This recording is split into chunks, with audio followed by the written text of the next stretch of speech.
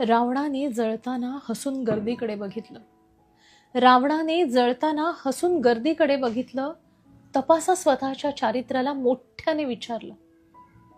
केलाय मी गुन्हा सीतेचं अपहरण करण्याचा, केलाय मी गुन्हा सीतेचं अपहरण करण्याचा, पण प्रयत्न नाही केला कधी मर्यादेची सीमा ओलांडण्याचा. दिवसा ढवळ्या रस्त्यावर अब्रूचे लचके तोडतात. अरे दिवसा ढवळ्या रस्त्यावर अब्रूचे लचके तोडतात आणि सभ्यपणाचा आव दाखवून दरवर्षी मला जाळता. तुम्हा मानवापेक्षा राक्षस म्हणून मी ठरलो भारी. तुम्हा मानवापेक्षा राक्षस म्हणून मी ठरलो भारी.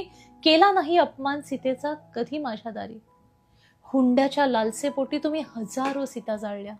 हुंड्याच्या लालसेपोटी तुम्ही हजारो सीता जाळल्या. वंशाच्या दिवट्यांसाठी गर्भात कळ्या मारल्या. हक्क नाही तुम्हाला मला बदनाम ठरवण्याचा.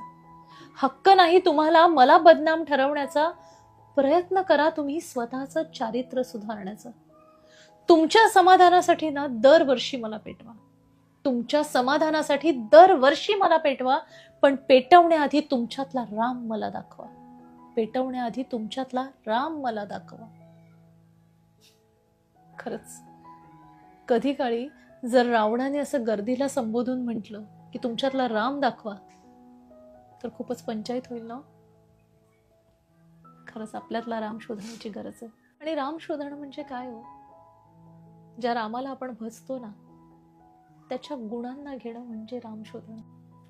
त्याच्यासारखं हो, तेव्हा खरं आपल्याला राम कळलं असं म्हणता येईल. कविता आवडली असेल तर नक्की लाईक शेअर करा. पुन्हा भेटूयात अशाच एखाद्या छानशा कवितेसहित पुढच्या व्हिडिओमध्ये. तोपर्यंत नमस्कार.